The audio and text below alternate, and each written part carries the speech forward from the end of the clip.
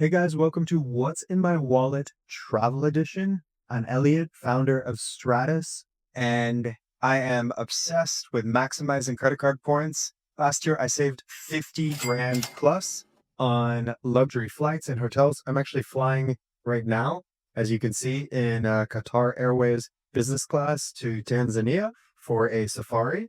But let's break down the top three cards that I keep in my wallet whenever I take a trip outside of the US. So the first card is the Wells Fargo Autograph Journey. And it's not a card you hear a lot about. It's a new card and it's actually super underrated for travel abroad.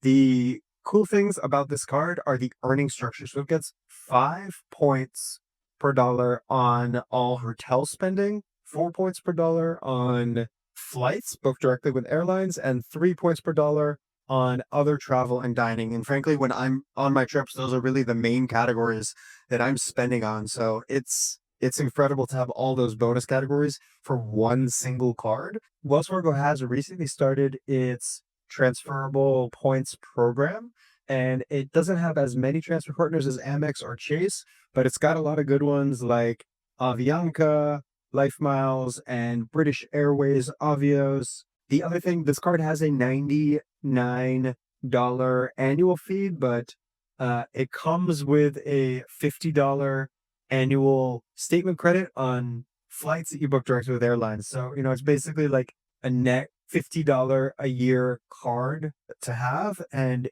it has, of course, no foreign transaction fees, which is probably going to be the main card that I'm spending on across all of my trips abroad. The next card that I have in my wallet is the Chase Inc. Business Preferred card, which had an incredible 120,000 points sign-up bonus offer last year, which I jumped on. But frankly, I'm not even really using the card for the main reason that people spend on it. And that's because this card comes with primary rental car insurance. So we like to rent cars when we travel abroad. This means that as long as you pay for your rental car using a card, then you are covered with primary rental car insurance, which is something that's rare. You don't get it on a lot of cards. A lot of cards have secondary rental car insurance. It means that your primary auto insurance is going to first have to pay out any eligible claims. So that's something that could end up raising your premium, which is not great. And that's really the only thing that I'm using this card for on my trips. Also, this card has a no foreign transaction fees. So for that rental car purchase, you're not going to be paying that 3% markup like you would on some other, say, non-travel cards. And that's why I always keep it in my wallet whenever I go abroad. And the last card is actually not a credit card. It's this Schwab Investor Checking Debit Card that I've had like for 15 plus years.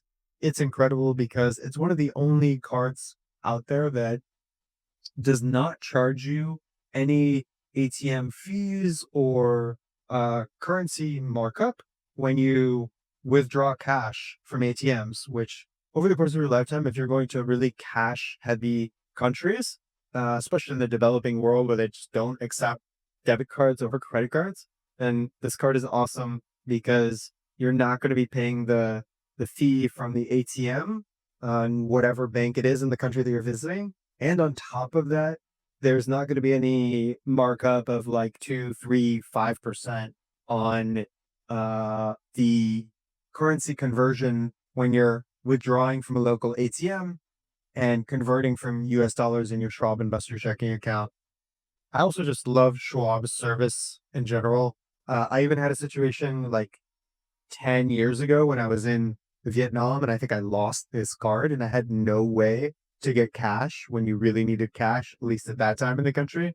I straight up called Schwab and they just Western Union me like 500 or $1,000 without any fees and sent me a replacement card at no fee. So we'll just go way out of their way to please their customers. And that's why I love having this card. So I hope you guys enjoyed hearing about the cards that I keep in my wallet when I travel abroad. I hope you got some new ideas for credit cards, debit cards that you should be taking with you on your trips. So not the cards that I would necessarily have on me spending when I am just in the US at home.